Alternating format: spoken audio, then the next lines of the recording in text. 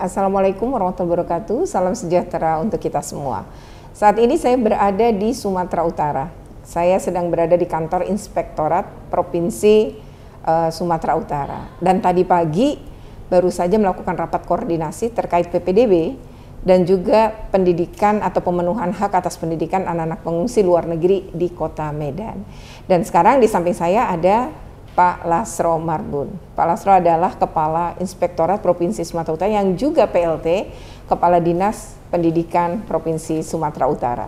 Nah, kita akan ngobrol tentang dua tema. Yang pertama adalah tentang PPDB, ya, karena PPDB di Provinsi Sumatera Utara ini ada beberapa perbaikan dari hasil pengawasan yang dilakukan oleh KPAI.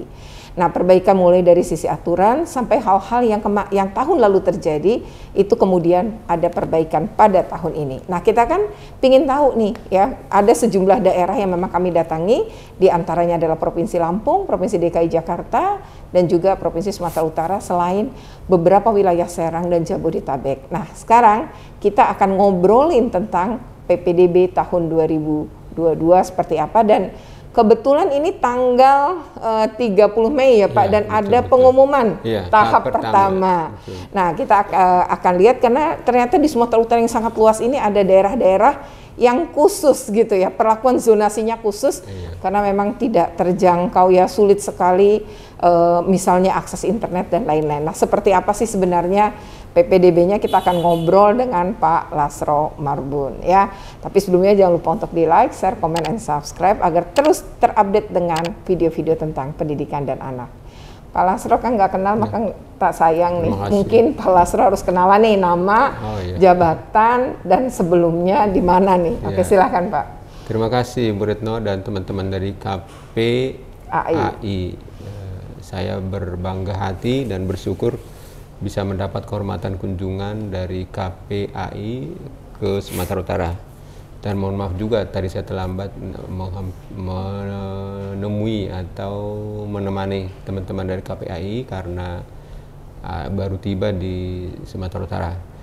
Nah, teman-teman sekalian, saya Lasro Marbun, anak Indonesia, sampai sekarang masih anak Indonesia, Merah Putih, Pancasila, Undang-Undang 45 dan NKRI. Pastikan bahwa Indonesia adalah milik kita, warisan kita, nanti kita wariskan pula kepada generasi muda dalam tetap keanekaragaman, kebinekaan, dan persatuan kesatuan di bawah naungan ideologi Pancasila. Saat ini saya menjadi Inspektur Provinsi Sumatera Utara sekaligus menjadi pelaksana tugas Dinas Pendidikan Provinsi Sumatera Utara. Sebelumnya saya di DKI Jakarta sempat menjadi Kadis Pendidikan, juga Kepala Biro, Sekretaris Korprik, Inspektur, terus ke Humbang Sundutan dari Kepala Bapeda, kembali ke Jakarta menjadi tim gubernur untuk percepatan pembangunan, terus ke kampung halaman ke Sumatera Utara untuk ikut mewarnai siapa tahu ada bisa perbaikan sedikit atau besar, mohonnya sih besar. Tapi kalaupun sedikit ya saya mohon maaf kepada seluruh rakyat Sumatera Utara dan Indonesia, khususnya di bidang pemerintahan dan pendidikan. Dari saat ini adalah kedua kali saya menjadi PLT Kadis Pendidikan di samping tugas saya sebagai Inspektur Provinsi Sumatera Utara. Nah, sejarahnya memang kenapa harus dua kali PLT, hanya perasaan dan pikiran jernih Pak Gubernur aja yang tahu. Kalau saya sebagai anak bangsa tentu tidak mudah mengawaki inspektorat, misalnya karena kita cukup luas Ibu.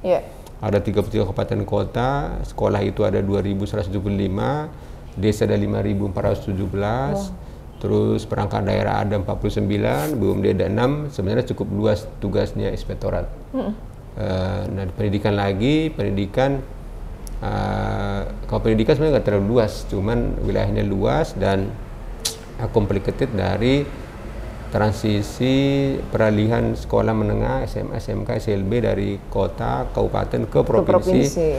Walaupun sudah lama masih terasa, mungkin itu aja yang jadi problem. Terus studi komparasinya kecil, misalnya sebesar Sumatera Utara harusnya studi komparasinya ke DKI, Jawa Barat, Jawa Timur, Jawa Tengah, bukan ke yang lain. Karena provinsi ini adalah provinsi nomor 4 terbesar di Indonesia. provinsi terbesar di luar Pulau Jawa. Jadi setelah yang terbesar itu kan kalau dari segi anggaran, dari segi penduduk lah misalnya jumlah kota itu Jawa Timur nomor 1, Jawa Tengah nomor 2, Sumatera Utara nomor 3. Jadi provinsi besar. Artinya permasalahannya harusnya kedua provinsi itu padanannya. Nah, teman-teman masih ada teman-teman ya sudah meningkat dari tahun lalu, dibandingkan tahun lalu, tahun ini meningkat. Sebenarnya nggak begitu, harusnya kita mengadakan lompatan. Kalau istilah saya dulu di Jakarta, mari kita revolusi untuk kemajuan gitu.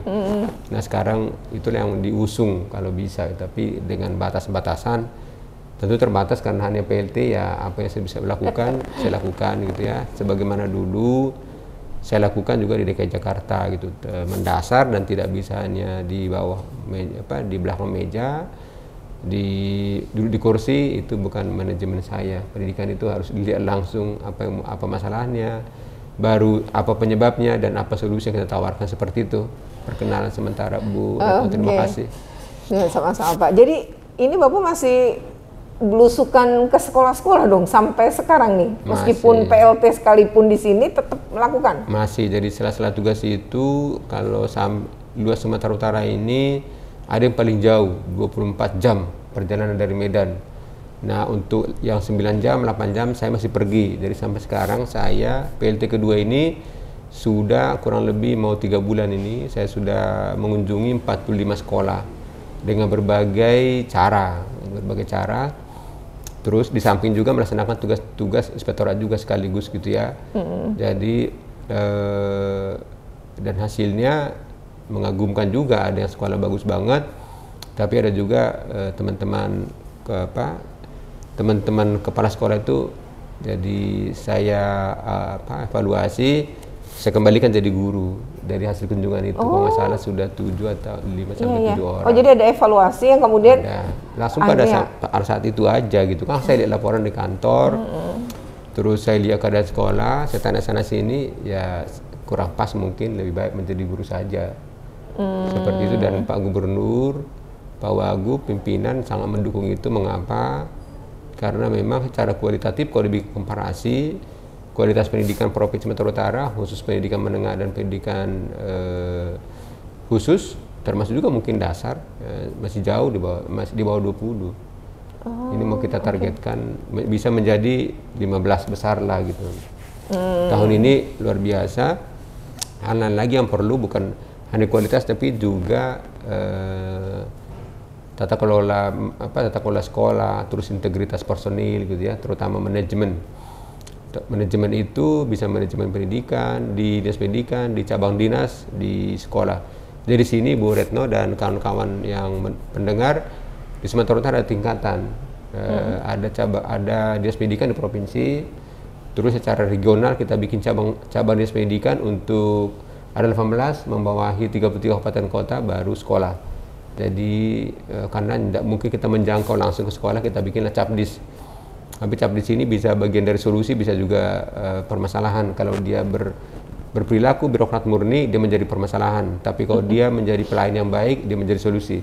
Menjadi solusi, membantu ya, kepanjangan tangan dinas provinsi ya Pak. Baik. Kalau misalnya dia menjadi masalah tuh ketika gimana Pak? Masalah kalau dia menganggap bahwa dia yang punya sekolah. Akhirnya dia menjadi sangat otoritarian gitu ya. Terus otoritariannya untuk mengekang, bisa juga untuk menunjukkan saya berkuasa, tapi tidak melarang sekolah langsung berhubungan ke dinas misalnya begitu.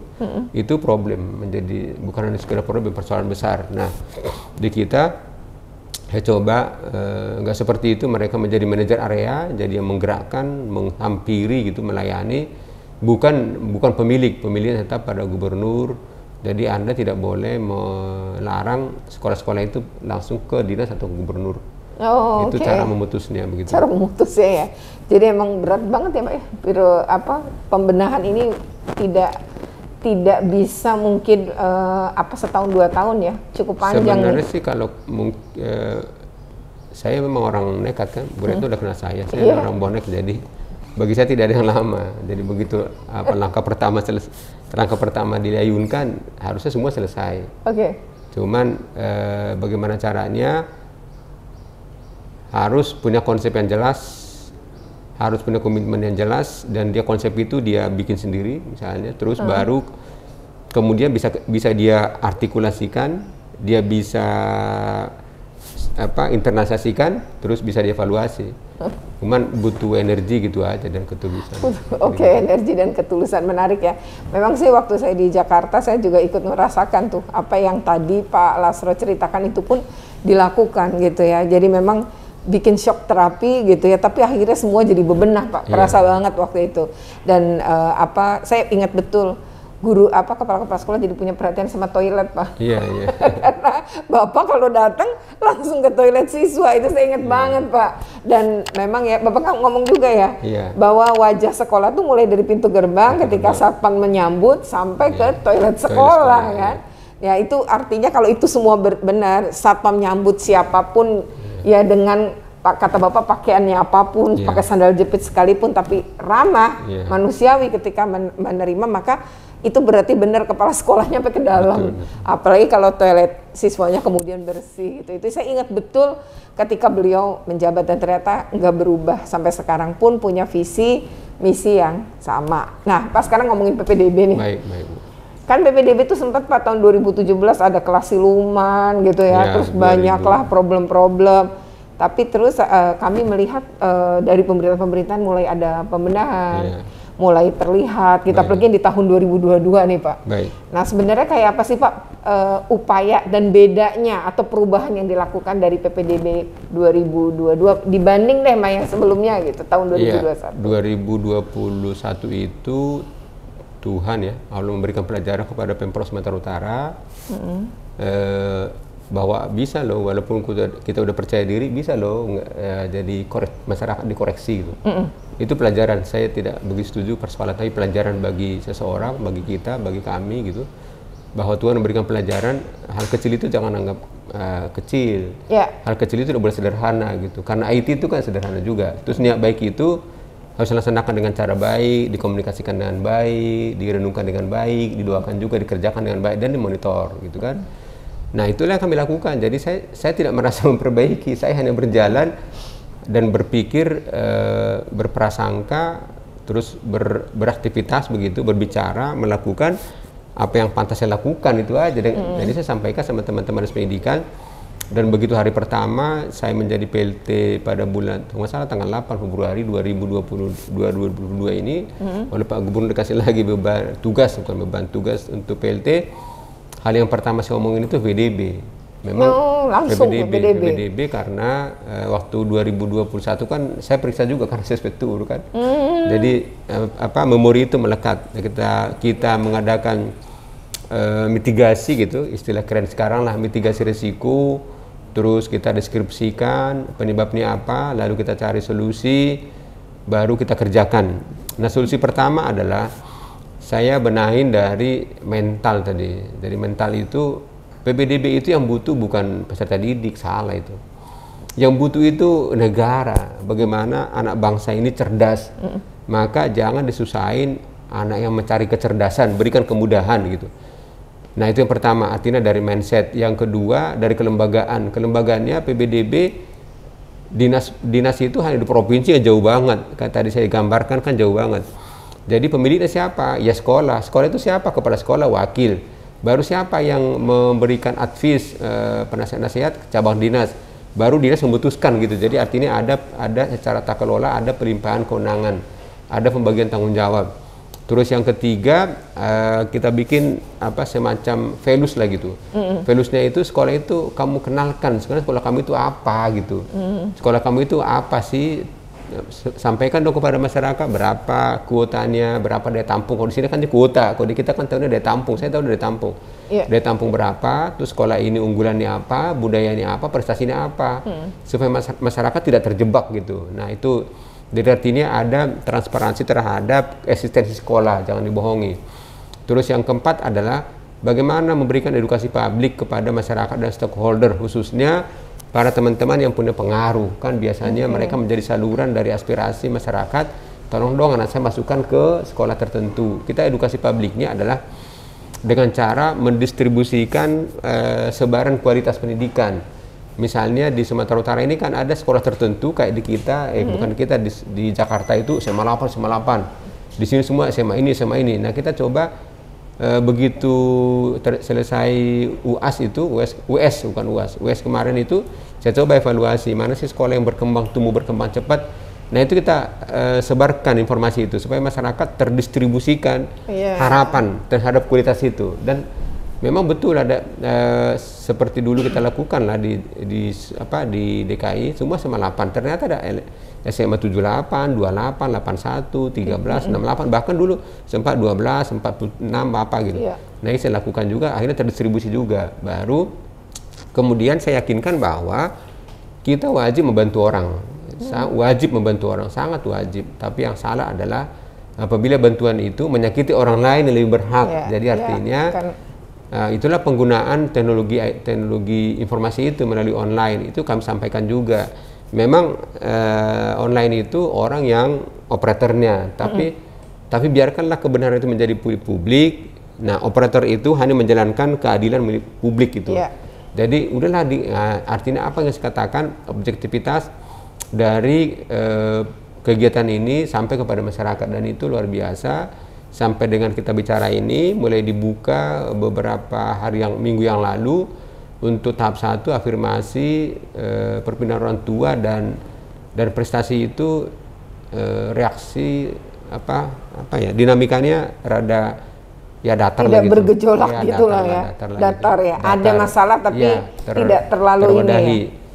Ada juga yang masih ini, saya mau ke sana, lalu kita kasih tahu di sekolah A itu ada loh saudaranya, sekolah E, sekolah F, sekolah G gitu.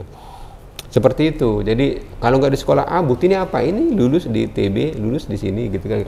Akhirnya mereka memahami. Kan ada juga kan misalnya sebenarnya bisa ke sekolah F dia, tapi kan ada dengan cerita sekolah itu lebih bagus padahal jauh dari rumahnya. Mau dia ke sekolah A, padahal rugi sebenarnya. Kalau dia tahu, kalau beliau tahu sekolah F itu lebih bagus dari sekolah A gitu kan. Ini kalau ini nggak dibuka komunikasinya, memang jadi problem, namanya keinginan, karena tidak ada seorang pun di dunia ini menyekolahkan anaknya bukan yang terbaik, tidak ada itu. Jadi saya kira itu kita pahami dan kita layani dengan baik seperti itu. Nggak, tapi kalau terkait dengan tahap yang kedua nih, kan ini berarti zonasi ya? Iya, zonasi. Kalau sebelumnya kan berarti jalur yang lainnya, dan SMK di sini disebutnya seleksi ya Pak ya? Seleksi ya, ada seleksi kompetensi nanti. Tahap kedua ini pasti kemungkinan besar muncul gejolak yang lebih lah ya dari tahap yang pertama ya. Nah itu apa Pak antisipasinya dari aturan yang dibuat dan penyiapan dari dinas? Ya, dari segi harapan kualitas ya, harapan kuantitas dan kualitas, zonasi itu menjadi puncak dari penerimaan peserta didik, karena siapapun berhak di zona itu. Maka dan hampir itu menjadi penghujung. Selain bangku kosong kan, penghujung dia. Dari harapan orang ya? Sangat besar, harapan orang sangat besar. Apa antisipasinya? Biasanya di dunia manapun gitu, selalu administrasi kependudukan kan. Pendudukan itulah antisipasi.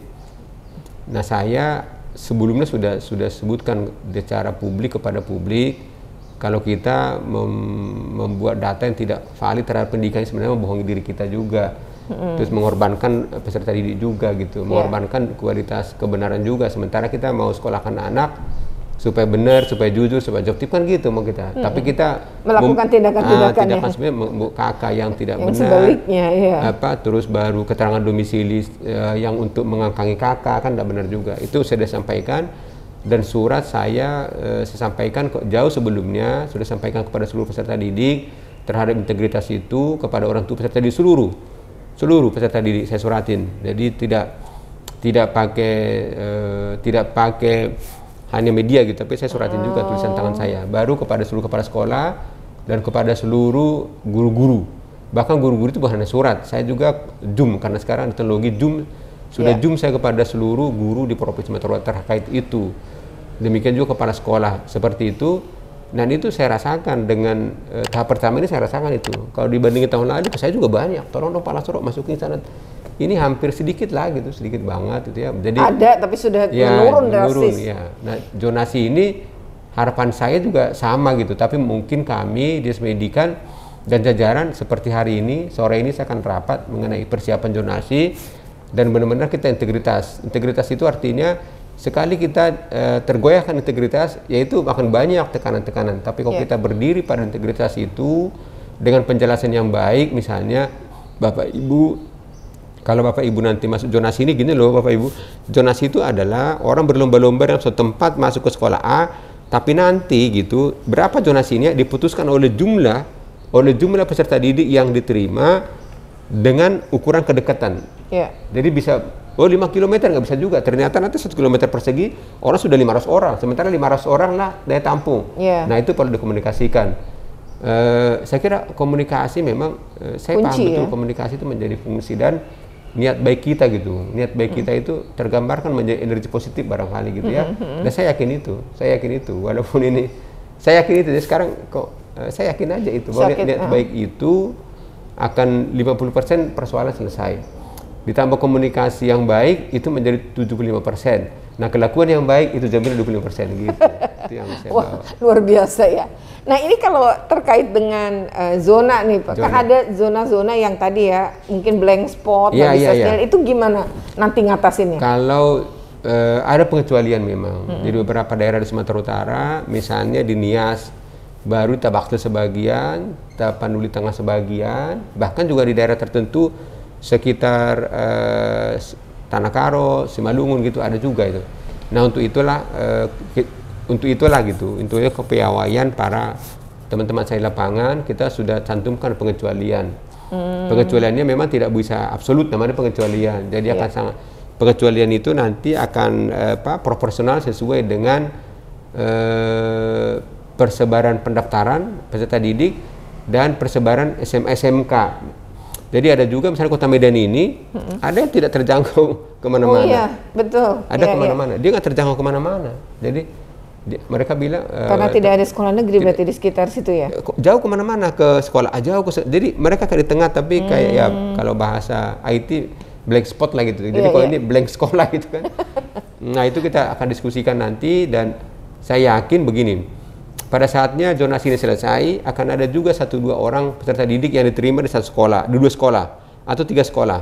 Nanti itu kan bentuk bangku kosong. Nah inilah kita manfaatkan untuk mengakomodir teman-teman yang punya kesempatan tipis dengan zonasi masuk ke sekolah negeri SMA dan SMK. Kita akan pergunakan. Nah saya perintahkan memang yang paling kejelekannya PBDB ini kan ada pada bangku kosong, Bu. Salah satu. Dan ini di Jakarta juga duluan gitu. Diumpet-umpetin bangku kosong berapa. Nah ini akan kita buka gitu ya. Dan saya tegas menyatakan kalau itu terjadi, ya mohon maaf, berarti kita tidak satu barisan. Barisan Anda berarti kembali menjadi pendidik. Barisan manajemen itu Anda nggak layak gitu. Dan itu saya kira itu bagian dari komitmen kita, bukan mengancam, tapi komitmen. Setiap perbuatan baik wajib dapat bintang, tapi setiap perbuatan curang wajib dikasih sanksi gitu. Iya dong, biar ada efek jerah ya. Kuncinya gitu. Oh jadi udah ada upaya ya tadi yang wilayah-wilayah memang khusus tadi ya mendapatkan itu khusus ya, karena kayaknya sudah dipelajari, berarti sudah ada survei. Sudah ada petanya. Sudah ada ya, simulasinya juga mungkin sudah diperhitungkan ya Pak ya, sudah ada ya. Nah, kayaknya ini tugas Bapak sebagai inspektorat, karena banyak terima laporan juga, itu punya pengaruh juga ya bagaimana Bapak berpikir untuk memperbaiki ini berarti? Sangat, jadi Pak Gubernur luar biasa juga. Saya ditempatkan jadi PLT gitu, jadi kalau saya sudah mulai mentok dengan kepala dinas, ya besoknya saya ganti diri aja, saya inspektur loh, jangan lupa itu inspektur saya gitu. Artinya penguatan lah gitu ya, penguatan sangat menguatkan gitu. Tapi sesungguhnya bukan itu juga kali. Tapi yang pertama, pembangunan pendidikan itu memang tidak bisa basa-basi. Saya yakin itu, dari sananya saya yakin itu ya. Jadi pembangunan pendidikan tidak bisa basa-basi. Jangan kapitalisme, jangan variabel yang lain. Pembangunan pendidikan adalah pembangunan bangsa, karena pendidikan adalah menjadi tiang penyangga bangsa manapun. Jadi saya yakin itu. Jadi setiap orang yang mau berkiprah dalam pendidikan, kalau pikirannya lain di luar tadi bahwa pendidikan adalah tiang penyangga bangsa, dia akan menggadaikan bangsanya. Saya yakin itu, sangat yakin, dan sampai sekarang saya yakin itu. Ya. Dan Kalau semuanya seperti itu, kayaknya kita bisa cepat jadi bangsa besar ya Pak ya? Harusnya. Harusnya. Oke ya, jadi PPDB di tahun 2022 ini oleh Dinas Pendidikan Provinsi Sumatera Utara. Memang tadi pada rakor kami dijelaskan ya, ada beberapa perubahan. Ya memang tentu tidak bisa memuaskan lah semua orang, tapi kan sudah berupaya mengakomodir berbagai masukan pada tahun yang lalu. Nah Pak, yang terakhir nih soal anak-anak pengungsi luar negeri nih Pak. Mereka kan lari dari negaranya karena berkonflik, nyawa taruhannya. Banyak anak-anak juga yang dilarikan orang tuanya tanpa pendampingan, di kapal berbulan-bulan, akhirnya ke negara kita. Padahal kita nih bukan negara bukan negara yang menandatangani konvensi pengungsi, tapi atas dasar kemanusiaan dan ada konvensi hak anak, sehingga mau tidak mau akhirnya anak-anak ini harus dipenuhi hak-haknya karena itu memang sebagai negara pihak ya. Nah, Kota Medan ini yang terbesar pengungsi anak luar negeri yang tertinggi di Indonesia secara jumlah. Nah, tapi ada sekitar 70 anak akhirnya nih SD, SMP bisa Pak masuk ke sekolah negeri, tapi setelah PPDB jadi kursi kosong sebenarnya dipakai tadi, diantaranya digunakan oleh mereka dan mereka nggak pakai APBN maupun APBD untuk di kota Kota Medan ini. Nah SD SMP bisa diakses, tapi SMA SMK kan belum Pak, karena ada sebenarnya surat edaran Kemendikbud sudah ada terkait ini, hanya tidak bisa dapat ijazah, tapi dapat surat keterangan sebenarnya. Surat keterangan sudah mengikuti misalnya sekolah 6 tahun, lalu bisa ke jenjang SMP. Di SMP 3 tahun bisa ke jenjang SMA. Nah problemnya yang SMA-nya kan belum ada petunjuk dan merasa nggak ada ijazah, bagaimana saya mau masukin gitu. Nah ini anak-anak ini kebetulan yang jenjang SMA ini ada 70 Pak di sini. 70 ya? 70 anak. Mau masuk SMA? Mau masuk SMA atau SMK. Baik. Nah, itu mereka tidak harus di negeri kalau penuh, tapi mereka ke swasta dan dibayar IOM Pak, sebenarnya IOM Indonesia. Baik. Nah, sekarang kalau misalnya seperti ini, kira-kira nih Pak, karena kita juga punya tanggung jawab sebagai negara pihak, nah Bapak sebagai PLT Kepala Dinas Pendidikan, kira-kira gimana ini mumpung momennya tepat juga PPDB? Terima kasih informasi ini. Jadi karena ini karena Pancasila tadi itu kan kemanusiaan beradab kan kemanusiaan juga, itu kan. Terus pembukaan 45 juga ya. Jadi kita sebagai warga negara pasti mengindahkan. Nanti saya suruh perintahkan supaya cari surat edaran itu. Terus saya meyakini akan ada baku-baku kosong. Saya yakin itu karena ada ada satu murid yang bisa lulus di 2 ini, bisa begitu. Jadi kita memanfaatkan, terus juga kalau memungkinkan juga enggak, kan bisa ada toleransi juga pertambahan bangku, tapi memang sangat tipis kan. Misalnya bisa tambah 5% dari 32 dari 40 dari berapa gitu. Mungkin 2 cara itu yang kita akan lakukan, tapi kita tunggulah dulu PPDB ini selesai supaya orang umum tidak tahu itu pengecualian itu. Tidak akan tahu. Jadi untuk tidak menambah kenaikan tensi gitu di kalangan masyarakat, kan tidak ada ijazah, nggak ada kok bisa. Saya kan warga negara yang dulu, saya baru pajak duluan. Nah itu kan, jadi antara de facto itu dan de jure dengan tanggung jawab internasional itu, jadi bahwa sungguh kemerdekaan segala bangsa maka Pancasila kan telah satu itu. Terus lagi Pancasila kemanusiaan beradab kan, kemanusiaan bukan Indonesia maksudnya kan dunia. Nah itu mungkin akan kita diskusikan dan artikulasikan, tapi yakin dan percayalah Pemprov Su akan berbuat. Hanya untuk 70 orang kan? 70 orang, saya kira tidak terlalu sulit untuk kita akomodasi dan kita fasilitasi bagaimana umat manusia itu, manusia lah berarti ya. Umat manusia tersebut dapat mengembangkan diri melalui pendidikan menengah. Sebelum mereka ke negara tujuan ya Pak ya. Jadi ini ada keteraturan anak-anak bisa sekolah, karena pas di negara ketiga kan butuh juga dan beberapa ini kan sejak 2019 Pak surat edaran. Nah secara kebetulan negara seperti Australia dan Amerika serta Inggris yang menerima sebagian ini kan tadi ada 14.000 nih di Indonesia Pak, sekarang cuma sisa kurang dari 8.000. Jadi nanti terima kasih banget Pak kalau memang ini karena saya coba betul, karena Satgas Pengungsi Luar Negeri yang dibentuk oleh Menko Polhukam memang salah satunya kita berupaya memenuhi dan Indonesia juga sudah mendapat pujian internasional citra baik, yaitu mau membuka akses anak-anak pengungsi ya. Soal kemanusiaan tadi Bapak nyinggung Undang-Undang Dasar 45. Ini pokoknya enak banget kalau ngomong Pak Lasro, kalau sesuai aturan, ketentuan hukum pasti nyambung nih. Dan tadi ya bahwa sebagaimana Pak Sekdis juga dan jajaran Pak Lasro tadi akan membicarakan dengan Bapak, berarti mudah-mudahan ini bisa itu ya Pak, terpenuhi. Saya harus percaya bisa ya. Dan kalaupun enggak kan bisa ke swasta ya Pak, sekolah swasta yang penting dibuka. Bangsa besar gitu. Jadi jangan hanya persoalan kecil, bangsa ini menjadi besar. Betul. Pendidikan ini kita bicara umat tadi. Kalau ini kan tadi kita bicara bangsa, PBDB. Kalau pengungsi kan kita bicara umat manusia gitu. Betul. Dan yang menyatakan kita merdeka itu bangsa lain juga. Mana mungkin kita merdeka sendiri kalau nggak ada pengakuan kan? Pengakuan dari negara lain. Jadi artinya saya yakin dan percaya kita akan selesaikan. Oke, ya. Nanti saya berkoordinasi dengan teman-teman di pengurus-pengungsi di Kota Medan berarti ya. Betul, tadi juga IOM perwakilan Medan sudah datang dan Kemendikbud tadi juga diwakili oleh Itjen Pak, Kemendikbudristek, dan sudah ada juga tadi LPMP ya Pak, sekarang ganti LPMP, nama jadi Balai apa, dan tadi kepalanya sendiri yang datang. Dan beliau juga waktu di Kepri ngurus anak pengungsi juga Pak, jadi ini kelihatannya nyambung lah untuk kepanjangan tangan Kemendikbud ya Pak soal surat edaran.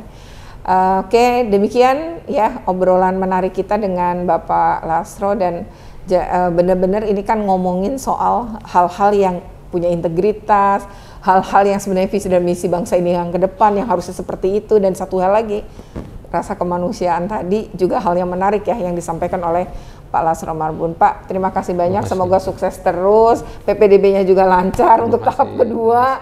Memang pasti ada gejolak, tapi ini tampaknya sudah diantisipasi. Dan satu hal ya, tidak mungkin kok memang memuaskan semua orang, tapi kan berusaha untuk melayani sebaik-baiknya yang semampu dilakukan, itu sudah diupayakan. Oke, terima kasih. Wassalamualaikum warahmatullahi wabarakatuh. Makasih ya Pak. Waalaikumsalam warahmatullahi wabarakatuh. Terima kasih.